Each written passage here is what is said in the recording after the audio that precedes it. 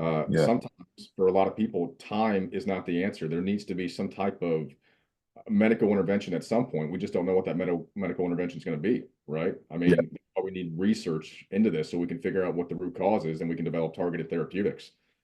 Or at Uh, least recognition, I think, to be validated, because some of the biggest mental toll of this has been feeling just, well, that's it. You took the medication, which I understand is I took the medication, was my choice, but at no point did I anticipate or sign up for this, and to just be kind of left to it, and just, that's tough to take on.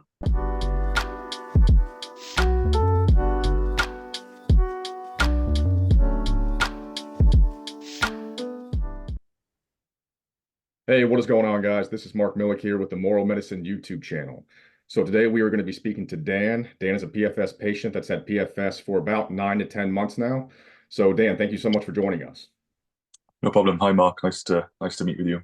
Yeah, absolutely, man. You too. You too. So Dan, we'll just jump into your story here, man. So if you don't mind, you mind giving the audience a little overview of what your life was like before you developed post-Finasteride syndrome? Um, Really good. Uh, in hindsight, looking back, um, no problems at all, really. Successful, doing well, enjoying life, and everything was great career-wise, friends, family. Um, you know, I can't really think of anything too negative about it at all, really. So yeah, just going through life and traveling and enjoying my life. Like everybody else, I suppose. Definitely. Yeah, just kind of living the life of just a young guy, right? I completely understand that. So, when did you start to, or when did you decide to start taking finasteride, and what was the purpose? I'm assuming hair loss, right? Yeah, for hair loss, male pattern baldness. I previously had a hair transplant at the front a few years ago, and at the time it was mentioned to me that to preserve other hair, for example, at the crown and things like that, that Right. finasteride would be a good treatment option for me in the future, because the transplanted hair would stay, but other hair may or could be lost. So Right. fast forward a few years, I did start to experience that a little bit around 2020.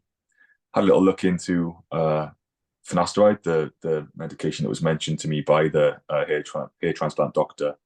Um, and at that point, I was reassured that there is chance of side effects. They're very rare. They stop when you come off the drug. So asked a few people also who were on the drug um, about their experience, and mostly positive. So I thought, right, let's just give it a go and see how I get on. And if there's any problems or I don't get on with it, I'll stop. Um, and that's kind of where it all started then, really. Right. Right. That's the thing, man. So even people who get hair transplants, they typically have to still take finasteride alongside with that, whether it's before or after. So that's pretty common, you know. So Yeah. it was the hair transplant doctor that actually prescribed you the finasteride.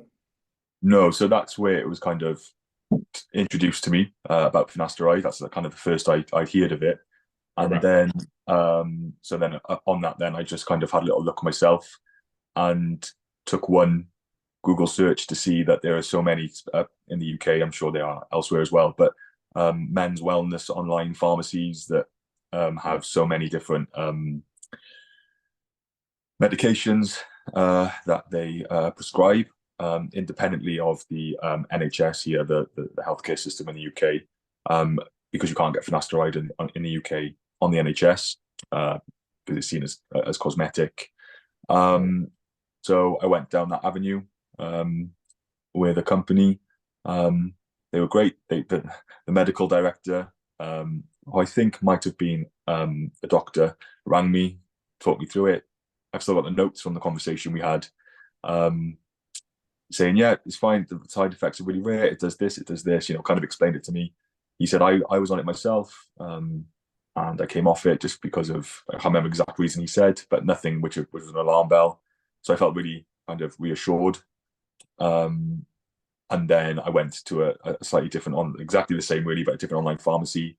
Same thing, filled an online form, ticked a few boxes, no real kind of consultation or anything at all. I think that kind of the patient information leaflet was kind of within that process. but was kind of taken by all the wonderful before and after pictures on these websites and all Yeah. these wonderful testimonies, Mhm. and started a prescription. It's pretty crazy because you mentioned the doctor you spoke to said he had been taking it for years, and I had the same experience when I went to a neurologist to look into my issues. He said he'd been taking finasteride for like 12 years, and he said he was happy I was taking it because he said it's great for young men to take this if losing hair, and it's kind of reassuring at that point. It's like, well, I got a medical professional who even takes this stuff, so where's the concern here? Yeah. So when you started taking it, I guess how long did you take it for? Did you notice symptoms while you were taking it? And also, what dosage were you taking? 1 milligram, for around 2 to 2.5 years. Um, Mm, half a milligram a day actually, because I was kind of not taking it every single day. I was breaking the dosage up across the week. okay, Read online that was a good way to avoid any potential side effects. So yeah, right. 2.5 years. Whilst I was on finasteride, did I notice any side effects? In hindsight, thinking about it now, they were probably side effects, but very negligible. Nothing that was impacting my life negatively, or if I did notice any sort of side effect with regards to, for example, I'm low mood or anxiety, um, or kind of in the sexual where the sexual side effects lie. Um, it was very up and down and kind of would resolve itself. It didn't feel like anything significant, put it that way. So no alarm bells were ringing at that point, for Yeah. that 2.5 years. Wow. That's pretty incredible. So yeah, you took it with minimal side effects. And then so what made you decide to come off it? I was living abroad at the time, with my career, and it was a bit harder to fulfill my prescription. And I naturally started to went out of the medication, around, I think it was October, November time. Again, wasn't really anything I was particularly aware of. I just thought, well, I'm running out. When I go back to the UK, around Christmas time, I'll be able to, um, grab some new ones, which I did. And then by the January time, when I came back, of 2023, I started, it kind of started to notice a bit more of a red flag symptoms. I was feeling particularly anxious.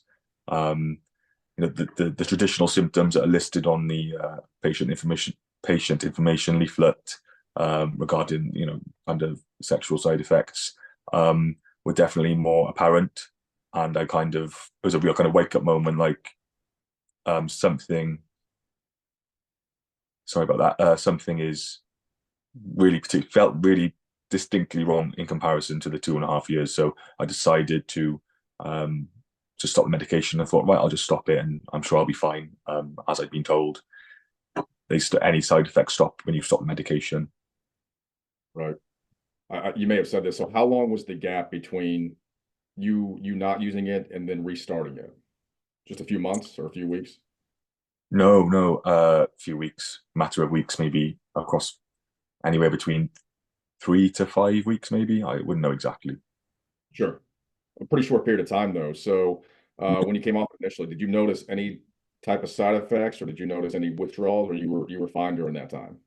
No, nothing in particular. It was only when, I think I maybe might have taken a handful of So, 4 or 5, after that very short break, yeah. because I was only back in the UK for 2 weeks, and that's when I noticed then a significant difference very shortly after that. That's kind of a weird thing because I've talked to a lot of people who they develop post-finasteride syndrome only after they come off the medication or after they restart it. They'll take a short period off it, whether it's because they forgot to refill their prescription or they forgot it for work or something. They go on a business trip, and Yeah, then when they restart, that's when the symptoms start. That's the crazy part. So I try to tell yeah, everyone too, just because you're not experiencing symptoms while you're on it, if you decide to come off or if you decide to come off and then restart it, you could still be completely susceptible to getting this. That's the incredible yeah, part. yeah. And I've spoken to So, friends, people who are still currently on the medication, and I've kind of told them, look, I've been quite badly affected by this at the moment, and I've been on it 5 years, 7 years, 8 years, and I'm fine. which, I don't dispute, but there's the potential, I think, that at any point you could be affected regardless of the amount of time you've been on a medication, side effect free. That's the thing. I mean, I got friends too. I actually, my dad's friend in particular, he's been taking it for like 12 years and he's never had any issues with it. And it's like, what's the best advice? To tell him to keep taking it or to come off it? Because Yeah, the ones who aren't sure. experiencing symptoms, it's like if they decide to come off it, they may develop post-finasteride syndrome at this point. So I mean, like it's like the best thing you can do is not even try it. Um, Mm. I almost describe it. I don't know if this makes sense to you. It's like playing Russian roulette in a sense, right? It's almost like imagine you got like a revolver with like 100-cylinder round, right? And you put one bullet into the chamber, you spin the cylinder, you put it to your head, and you pull the trigger. Uh, Likely you'll be okay, right? But the more you do that, the higher the chance is you're going to eventually get that bullet in the chamber.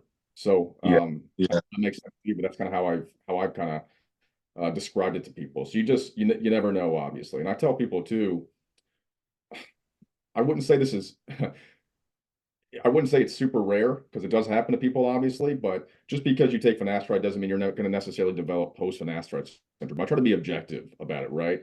But the thing yeah. is, you just never know. You absolutely Mm. never know if you're going to develop it, if you do take it for years, when you are going to develop it, or if it'll ever happen. So there's no way to tell, unfortunately. Yeah, and Uh, you've certainly that it won't be you. I know I did. what's that? You certainly think that it won't happen to you because I know I did, and I was shocked that I'm still experiencing some side effects now, 17 Oh, months after stopping the drug. Around 17 months.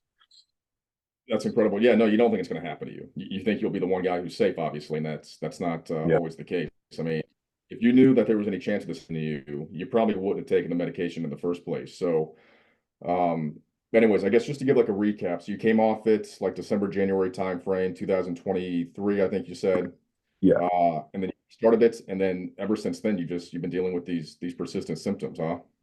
yeah. So January 23, my symptoms were mainly around sort of anxiety, not feeling great, and the sexual side of things. And then August 23, I needed a course of antibiotics. And then from that point, things to have seemed to have got, really bad.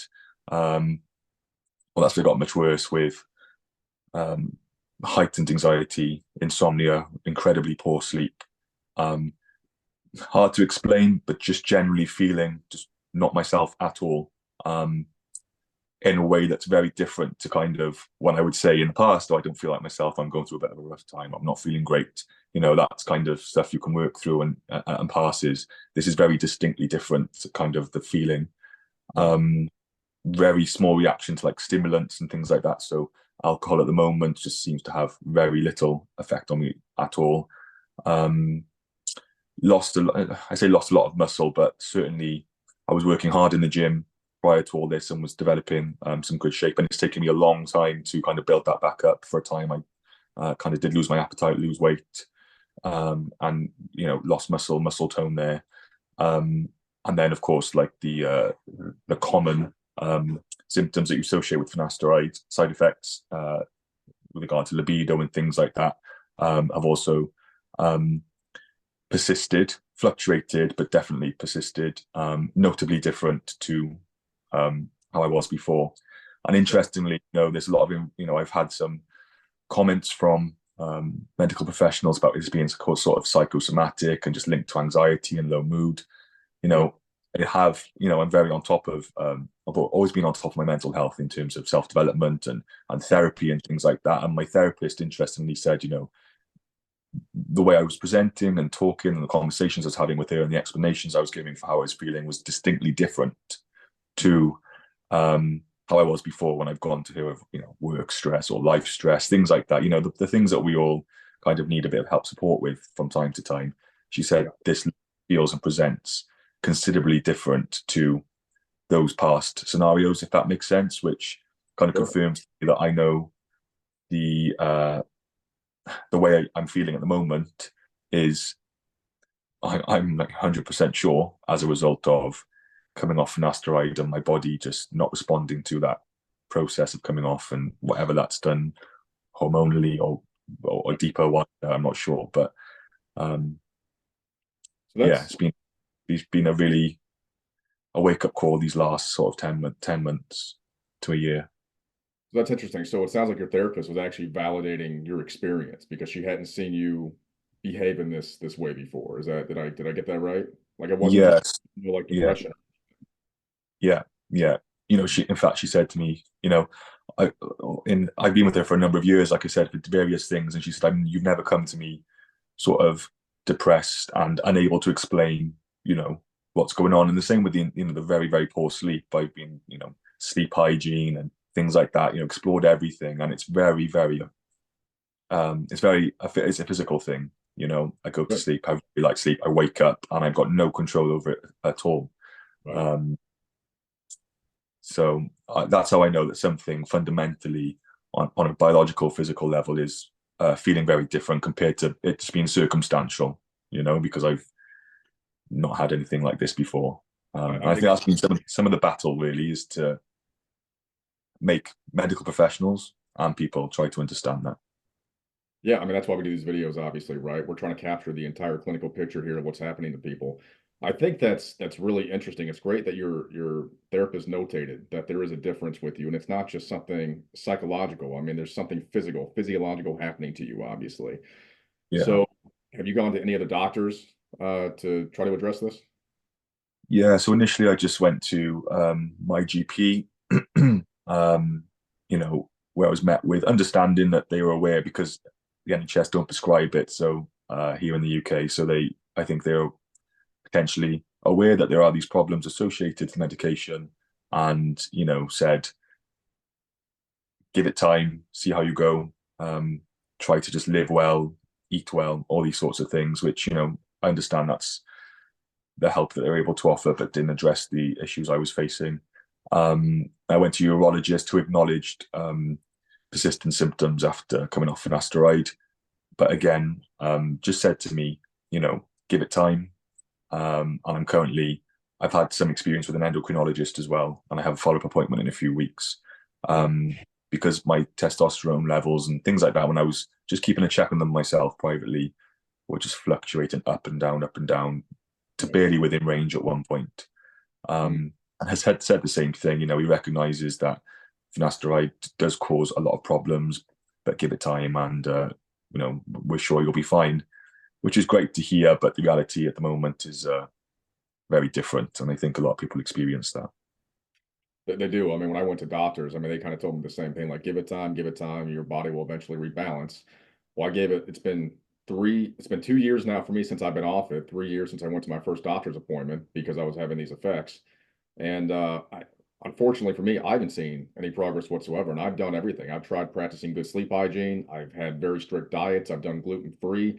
I mean, nothing else in my life changed other than me coming off an finasteride. My diet was pretty solid to begin with. I mean, that's the outlier right there is that I came off an finasteride and my body just continued to change more and more and more. My cognition went south, and then I developed sexual issues and all these different things. I mean, Yeah. sometimes for a lot of people, time is not the answer. There needs to be some type of medical intervention at some point. We just don't know what that medical intervention is going to be, right? I Yeah. mean, we need research into this so we can figure out what the root cause is and we can develop targeted therapeutics. Or at Uh, least recognition, I think, to be validated, because some of the biggest mental toll of this has been feeling just, well, that's it. You took the medication, which I understand is I took the medication was my choice, but at no point did I anticipate or sign up for this, and to just be kind of left to it and just, that's tough to take on. it is. It I is. can't think of any other conditions that you're left completely, or any other, that you're just left completely on your own to figure it out or hope for the best, really. It's a complete feeling of like betrayal by the medical system, you know, um, because you didn't consent to any of this. You know, you weren't aware that you could experience these symptoms. And that's really where the tragedy is. And to your point, too, I mean, it's traumatic, man. It's really Yeah, traumatic to be going through this. And I always tell myself, one day I'm going to say when I recover. I don't like to say if, I like to say when I recover yeah. because I maintain that mindset. But when I recover, there's going to be a lot of trauma that I'm going to have to process through ultimately. Because Yeah. it's taken such a major toll on my life. It's affected my relationship with my friends, my family. I talk about this all the time. My fiance, my work life. I mean, I'm not the same person as I used to be. So I guess having said that, for me, how was your family reacted to this, or your friends? Have they been supportive, or do they believe you? Yeah, so similarly, I don't think there's an aspect of my life that hasn't been affected negatively, unfortunately. I like to think the same, like when I'm better, hopefully I'll just bounce back and be able to pick up where I left off. But certainly this year has been, or just over a year now, has been, really tough in all aspects of my life. And I think that's really underestimated in terms of, when you do go to medical professionals. Um, but no, friends and family have been fantastic in terms of being a support and um, being there. But I feel for them in the sense of it's really hard for them to understand it because I don't really understand how I'm still being affected by this medication after being off it for 17 months. Yeah. And it's like anything, right? If I can't understand how someone feels if they need spinal surgery, or I don't fully understand how someone feels if, you know, they, break their leg. So I totally get it. But yeah, they've been amazing, and they do believe what I'm saying. But it's hard when you're dealing with it, and you just have to carry on as normal or as normal as you can. Mhm. Um, to find that balance with socializing and being around friends and family and things like that. But no, they are great. What's helped recently is that the MHRA in the UK, not sure if you've seen, have released a press statement with a patient card warning for finasteride to go into the I suppose into the boxes, into the prescriptions, in addition to the patient information leaflet, and to make medical professionals aware, really signposting for family members to be vigilant where if they know if loved ones are on finasteride for the mental side effects and any other side effects that come with it, because of the sheer amount of reports. And that's been great for me to be able to share that with people to be like, see, I was, no, I haven't just been taken something and run with it and think I've got something which it doesn't exist. It is a real and prevalent problem. Um, yeah, which has been good in order to help people's understanding. But 100, yeah, it's validating is what it is, right? I mean, I yeah, think psychologically it would just be such a relief just to have the medical system acknowledge this. I would feel so much better because then I could actually point at it and say, I see, I told you so. This is what's been yeah, happening to me for years now. And there wouldn't be this denial. I mean, I understand the skepticism involved with PFS, right? I do understand that. I don't understand the hostility that we have to face. People who are in just complete denial, who say this is psychosomatic, they call you a lunatic, whatever it might be. I don't know if you've had that exact experience. I've had that myself. The lack of validation is just so psychologically tolling because there's been a change with you, and the common denominator is finasteride. That's the only thing that's shifted in your life was that you came off the medication. yeah, I'm glad to 100. hear that your family is they're understanding, your friends and family are understanding, and they give you support. That's great because a lot of sufferers unfortunately don't have that, but I'm glad that you do. Yeah, thank you. Yeah. So, well, having said that, Dan, before we hop off here, do you have any closing statements or anything else you'd like to say?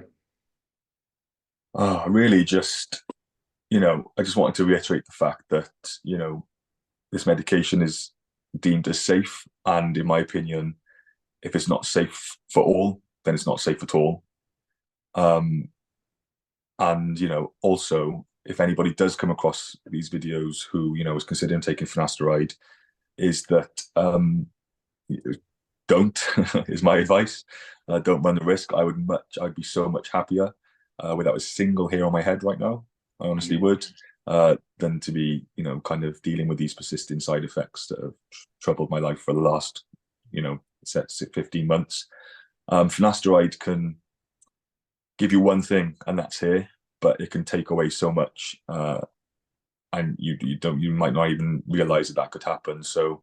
That's kind of on this platform of the channel, something I would like to say on that note, because I feel like if I'd seen more of these things and more real people talking about the fact that it's not wonderful, miraculous drug that gives you wonderful head of hair can actually cause you some real problems, then perhaps I would have thought twice about filing a prescription. So Sure. yeah, Absolutely. Yeah, very well said, Dan. I appreciate all that. I just want to highlight one more time. I mean, it's amazing. You took this medication for 2.5 years with minimal symptoms, came yeah, off, just a few weeks, restarted the medication, and that's when everything developed. And now you've had this for, I think you said, what, it's been like 18, 19 months now, right? Roughly? Yeah, since January 23. So yeah, about 17 months. Right. So for anybody out there who's watching this, just because you're taking finasteride and you're not dealing with symptoms right now, doesn't mean that possibility isn't there if you decide to ever stop or restart the medication. I just want to highlight that. Yeah, So, well, Dan, hey, man, really appreciate you coming on. Thank you so much for taking the time, and we will see everyone next time. yeah. Thanks. Bye, mate.